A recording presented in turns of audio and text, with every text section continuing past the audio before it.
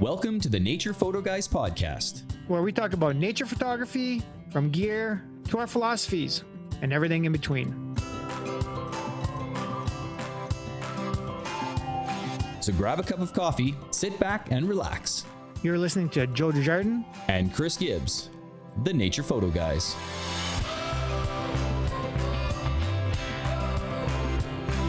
So Chris, tell me about your week. What's happening?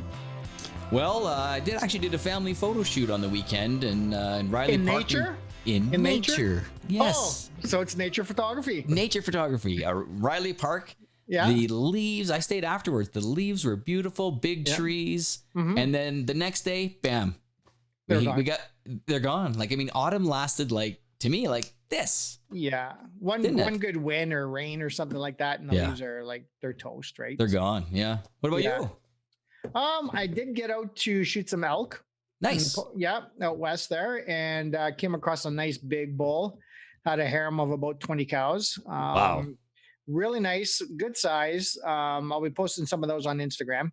Oh, good. But it was interesting because of where the light position was, and the light was coming through the trees and backlighting the elk. But because I had a safe distance around the animal, I was playing with backlighting, side lighting, front lighting. You know what I mean? So I had the opportunity to work with the light. Nice. As opposed to, geez, there's an elk and boom, boom, boom, you shoot and, not really take into consideration the different effects, right? So slightly underexposing when the light hit the back, give kind of like that rim light effect. And then I'd walk over to the right and I'd get some side lighting. And then, I was just really playing with different ideas on light, right? So it's nice that you had the time, the elk was staying there and everything. That's great. I think it's near the end of the rut, so they were really calmed down. The week before, I was in the mountains and actually met a friend of mine out there. It was pretty cool. Nice. And we came across 5 or 6 big bulls just bugling, killing each other. I mean, we seen trees moving. We seen the bugling was so loud. It was ear piercing. It was insane. And we actually seen that one bull push all his cows across the Bow River. That would have been neat to see. It was really, I haven't even got to editing those yet. Oh, yeah. But it was quite the experience, so the rut was full on, but I think now they're just really starting to settle down. So this past weekend, there wasn't a whole lot of action, but just nice to see them, just chilling out, right? So, have you seen any moose this year out there? No, I haven't. No. But I haven't really been in moose country. Okay. Per se. Yeah. You know what I mean?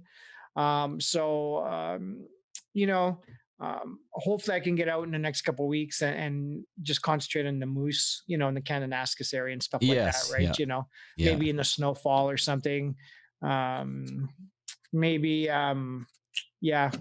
come across a bear or something in the snow, Sure. Yeah. You never know. Yeah. I mean, I go out looking for moose in the winter and all that. And I drive up and down Smith Dorian and hop back on Highway 40. And I saw a moose licking the snow or licking the salt off Highway 40. And I spent 3 hours on Smith Dorian, see nothing. And well, that's it. And I mean, a friend of mine, Chad, and his wife and their family were out in Kananaskis, and I'm not sure when the image was taken, but it was a grizzly bear in the snow.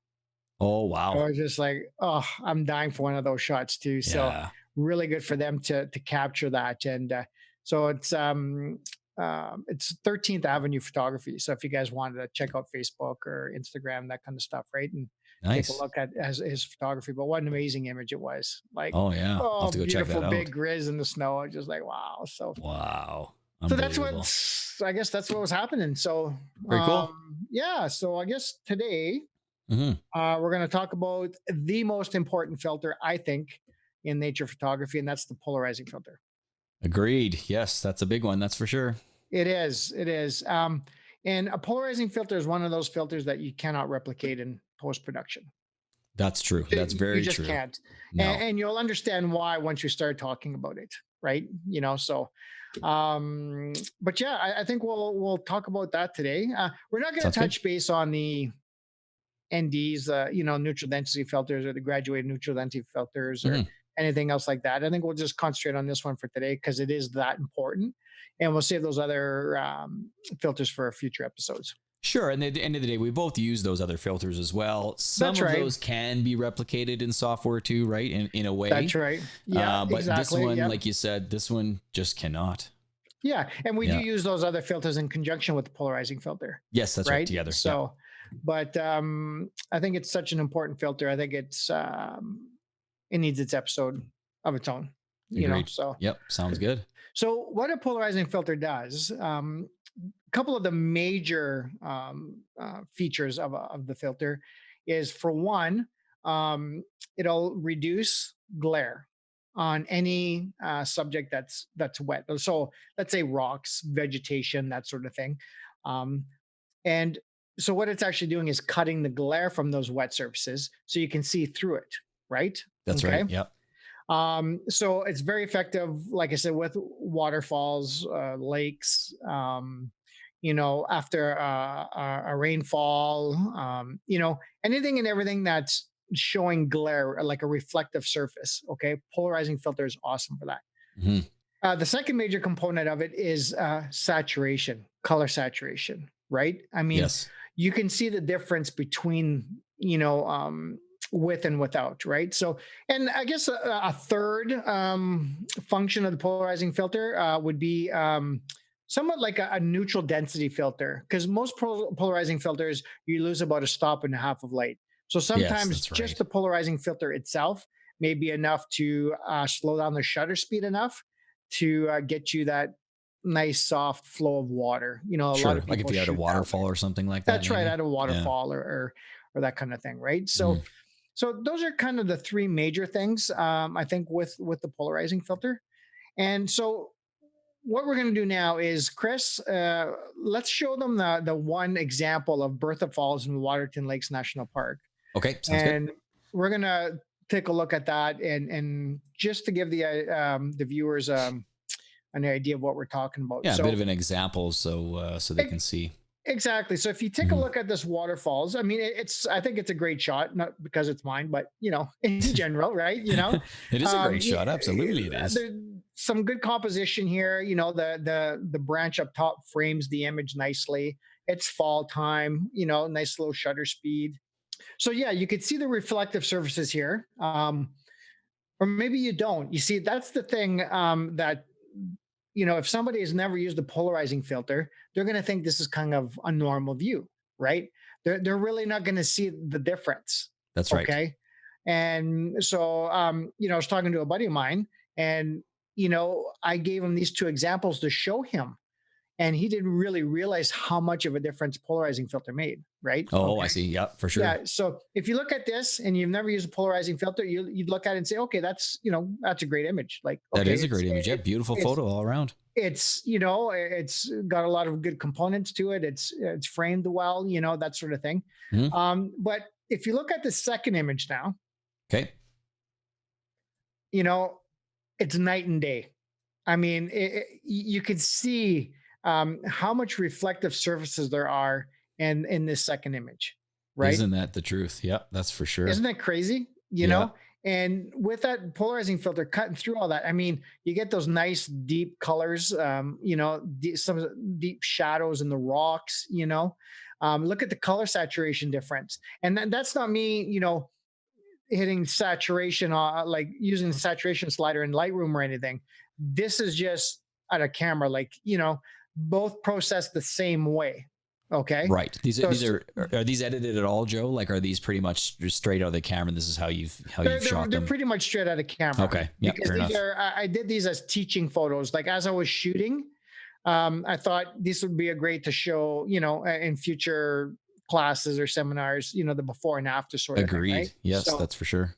So color, what's that? So I was just gonna say, you know, what's interesting in these photos when we're looking at them side by side, there's certain things that you wouldn't have actually almost noticed was even there. You know, that midway on the left-hand side of that photo on the one with the polarizer, there's a bit of water coming down there. There's a stream kind of down there. But on the other photo, there's a glare. You don't actually recognize that until you see the polarizer. That's right. You know, so that's a cool observation. That's for sure. Yeah. And now that I'm looking at these side by side, you can see slight differences in the leaves above. The one on the left without the polarizing filter, you can kind of see a bit of the sky, and the one on the right, you can't.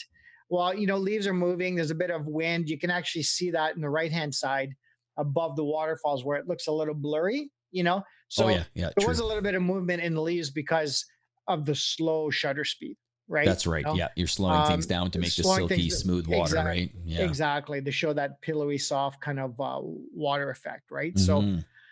So I mean, huge difference, eh? I mean, well, yeah, I mean, like if you look at the rocks, like even in the front, right?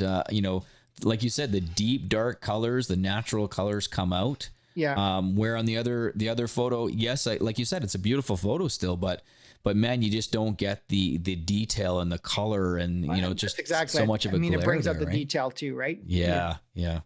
And with that polarizing filter on there, again, it helps you slow things down. So that actually helped with the shutter speed a little bit, right? I think I used a 5-stop ND on this because it wasn't that much of a really bright day. Sure. So, yeah. Kind of hazy or cloudy, maybe. That's right. A little overcast. So in this case here, I stopped right down to about f16. Used the lowest ISO, which was probably 100. Mm-hmm. Yep. Checked out to see what my shutter speed was with the polarizing filter on. That's right. And I probably needed about a 5-stop and just kind of made my slight adjustments there. And we'll talk about what an ND filter is. Well, I'll just a really brief discussion of an ND. So put the polarizer on to get this effect, but what I did was use the 5-stop neutral density filter. And essentially what it is basically a piece of glass that's neutral gray. There's no color cast to it. And it's with a 5-stop, it removes 5 stops of light hitting the sensor. So you can imagine how much of a slowdown on your shutter speed, right? Like, you go from fractions of a second to seconds, right? Yes. Okay. Yeah. So you can go from 1/60th of a second down to 2-second exposure or 1 second exposure. Like I'm not doing the math right now, but you know what I mean? Like it would make a huge difference, right? So yeah, and the darker and the more glass you put in front of, the darker you put in front of that, it just it, slows down the shutter even more, right? And I like this saying, it's like putting sunglasses on your lens, right? It's kind of like it is absolutely. So like I said, that's for another episode. We could talk about how to focus and calculate and all that kind of stuff. But there's a bunch of tricks to that too, so we can talk about that exactly. So I just pretty much wanted to bring that up just in case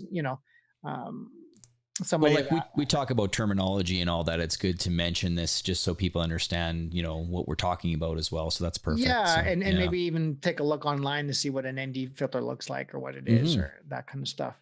But I mean, generally this is why we use a polarizing filter. Now a polarizing filter is most effective when the sun is coming in at 90 degrees to the subject.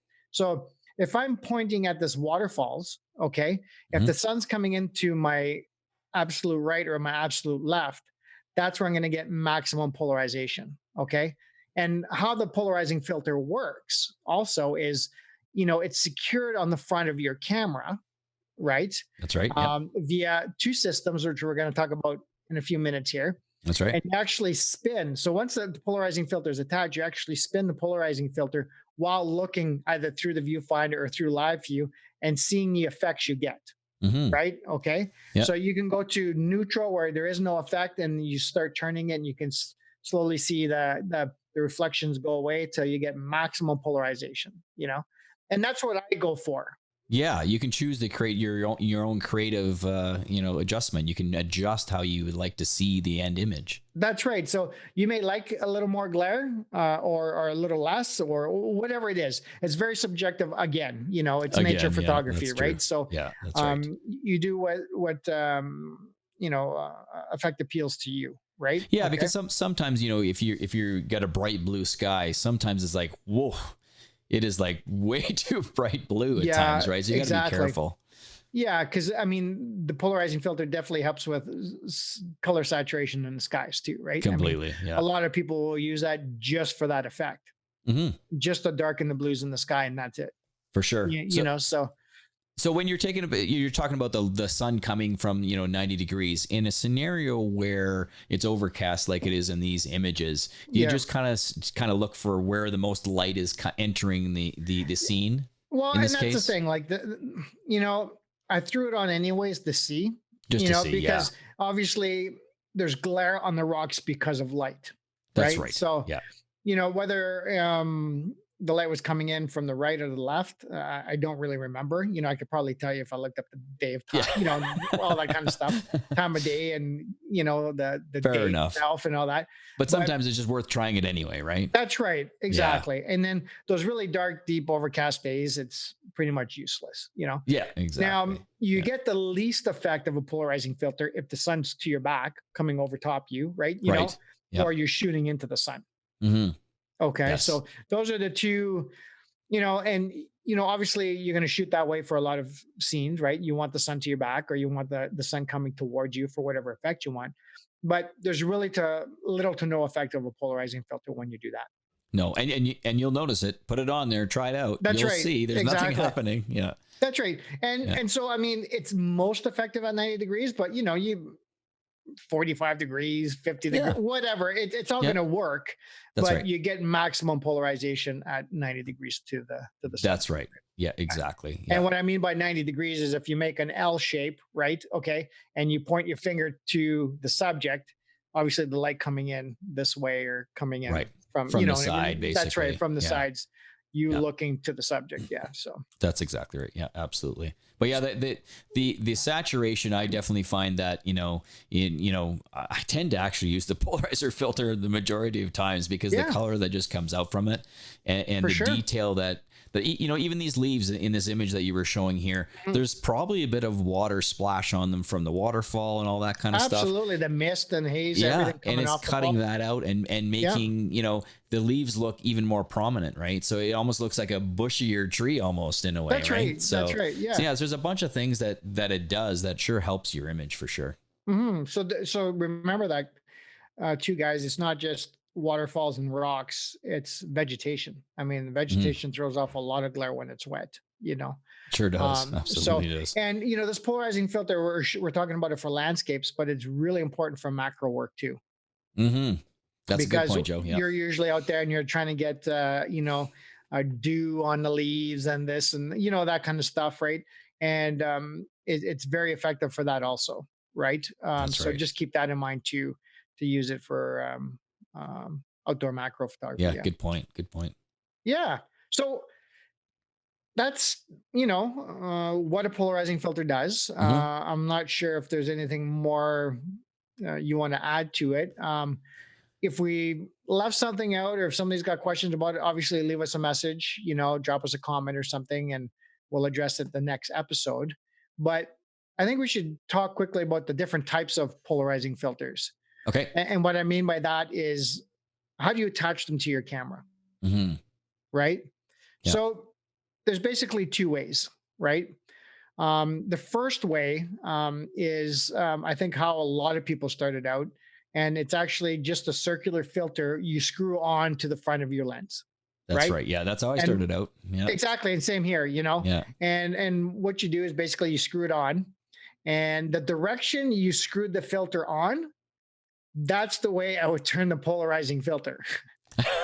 You don't want to adjust going back against the threads, you know what I mean? Because you'll unscrew that filter without even knowing it, or it'll become loose and boom, it's off, right? And it's going to smash on the ground. Yeah, that's right. So that's my suggestion is, just to continue to turn the polarizing filter after it's attached. Right. And you can feel it, right? You can feel it when you're turning. You can feel that it's in the threads, or you can feel that that's right. You actually can kind of feel that. So. Exactly. But if you're excited or whatever, you're right. There is a potential that it's just going to screw right off. So. Yeah. So, I mean, if you're facing the camera, if you're facing the lens, it's righty tighty, lefty loosey, right? You know what I mean? That's right. So righty tighty, and then once it's tight, you just continue turning the polarizing filter that way while you're looking through the camera, right? And basically getting the effect you want, right? Yeah, that's right. Now, doing it that way, it could be very pricey, because polarizing filters are on the pricey side for one. Mm-hmm. And if you have 2 or 3 different lenses, chances are they've got different filter sizes. right? Yeah, absolutely. It will for sure. Yeah. So chances are pretty good. the chances are very good, you know. So, I've got like a 62 millimeter, a 67 millimeter. What's the other one? Yeah, I got 83, I think, or 82. Sorry, 82. And I think I got a 72. I got a 77. Yeah, exactly. So it could get pretty pricey getting a filter for all of these lenses. Okay, right. so what my suggestion would be is to get a polarizing filter for the largest lens you have, and just buy step down rings for the other lenses. That's right. Mean, step down rings are like $10, maybe 10, 12 bucks, $15. Yeah. And you can find them on Amazon really cheap. So basically we should tell everybody what a step down ring is. And yeah, for sure. Really, it's just a piece of metal you screw on. So say you have your polarizer filter is an 82 mil polarizer filter. Yeah. Right. And you want to put it on a 62 mil lens. Well, you need a 62 to 82 step down ring. So you can actually screw it into your 62 mil lens, attach your polarizer filter to it, which is 82, and you can buy different sizes, right? Different step down. There's all kinds of sizes, and sometimes, if they don't have an 82 to 67, you might have to go 82 to 77 down to 62. Oh, like double it up. Doubled up, yeah, exactly. Because sometimes the range might be too big. Right. Okay. That's right. Yeah. Yeah. I found that actually before. So I've doubled up a few of them. I think I've got 8 different ones or something like that. That's right. And yeah. You can actually buy a kit. Yes. You can have them Probably all. would have been handy if I did that at the beginning. That's right. So, I mean, it's a very cost effective way to start using a polarizing filter. Yes. I find anyways. I agree. 100%. Yep. Yeah. So that's one style. So the screw on style. The second style is what people are accustomed to hearing is like the leaf filter system or the case filter system. Essentially what that is you take a ring and you attach it to the front of your lens, and there's an actual physical square holder that slides onto that ring, and then you attach the polarizing filter to the front. Now on the front of this square system, there's a round filter ring, okay? And that's where you actually attach the filter to. So that square filter system actually has slots in behind there that you can drop down those like ND filters and graduated neutral density filters and all that kind of stuff. But we're just talking about the polarizing filter today. So that is actually attached to the front. And then now you can actually, once the polarizing filter is attached, you can actually turn the entire holder, or just hold the holder in place and turn the polarizing filter to get the effects, right? That's right. Yeah, exactly. And I think I have the leaf filter system as I do, and I use I think mine's 82 mils. So I basically attach it. I do use step down rings in order to get different lenses, because I need to get up to the 82 mil of that ring that comes with the leaf filter system, right? And then you can take on and off the system, and the polarizer on that system is actually 105 mil. That's right. That's a bit of a pricey filter, but it's sure worth it. $400. $400. There you go. I actually just checked the other day. Yeah. Yeah. Okay. It's a $400 filter. And they've got just a standard filter, and then they got the landscape polarizing filter, and that's in the leaf filter system. And the landscape polarizing filter is just a tad on the warmer side than a standard polarizing filter. So just keep that in mind in case, you're primarily a landscape photographer. But I've used my landscape polarizing filter for everything. So, yes, me too. And that's when I was using the leaf filter system. I've actually changed systems now, and it's the case filter system, which is KASE. Okay. And it's pretty much the same system. You attach a ring that fits to the front of your lens, right? And then the outside of the ring. So you've got the ring on the inside that you screw onto the lens, and then it's got a round ring on the outside that the square system slides onto, right? Yeah. And so it's the same as the lead in that respect, but my polarizing filter is actually notched all around, and it's actually magnetic. So it actually you just drop it into the front and stays there via the magnet. And then I got a little ring I just turn. So the polarizing filter actually turns inside the system. So it's pretty cool. That's cool. Holy crow. Yeah, it's really neat that way. Yeah. And then it's got the slots that I can add filters, the NDs and the graduated NDs and all that kind of stuff. Yeah. So And just basically the same. Yeah. Yeah, exactly. And just so people, if they want to go look at it, check it out. I mean, basically these ND filters are square, rectangular, like Joe was talking about here, and they slide in. But what on the Lee filter system, what I've had to be careful, you don't want to get too excited and start spinning that polarizer too quickly, because there's a bit of a clip that it clips onto that outer ring. And sometimes if you're kind of hard, it may actually jar. And I've actually had it drop on me. And really? I did. It actually fell right off the unit. Okay. And, but it was probably my own fault. I probably didn't clip it on. So just be careful. Make sure it's secure. Make sure it's on there. It's spinning properly and everything else. It's spinning properly. Absolutely. You don't want to drop that $400 No, I got lucky. Mistake. It's fine. It's fine. Yeah. I got lucky, but could have been worse. Yeah, for sure. And so the other advantage to this system is, like we said, you can stack filters. Okay. Now, these systems are designed, up to a certain width of lens, like a wide angle lens, to prevent vignetting, right? And what vignetting is basically darkening of the corners from the filter coming into the frame, right? So that's what's good about these systems. Now, if you're going to actually take, I should have mentioned this before, but if you're actually going to buy polarizing filter for a wide angle lens, I would suggest you getting the thinner profile ones. Because the thicker filters, the screw-on filters, can actually cause vignetting. If let's say you had a 16 to 35 lens, you go all the way out to 16, chances are you're probably going to get a bit of vignetting in the corners. Yeah, you're right. 100%. That's true. You're going to have to zoom in a little bit for sure. You're going to have to zoom in and or when you go in the post, crop it out, and or clone the corners out. It's just a lot of work you got to do post, right? You know. And so just keep that in mind too. Get the thinner, slimmer profile if you're going to actually screw it onto your lens. That's right. And that's what I was going to say about the reason, people are probably saying, well, why in the heck did you get a 105 millimeter polarizer filter, right? That's right. I mean, at the end of the day, if you look at it, it's actually quite a bit further away from your lens. That's right. The system builds on the front, so you need it wider. Otherwise, you're going to see more of that. There's going to be tons of vignetting, right? That's right. So you got to be careful. So, and if you shoot super wide, like 14 mil or beyond that kind of thing, or you're using something that's got like a fisheye bubble front element sort of thing. They actually have systems for those too. I think with Lee it's an SW.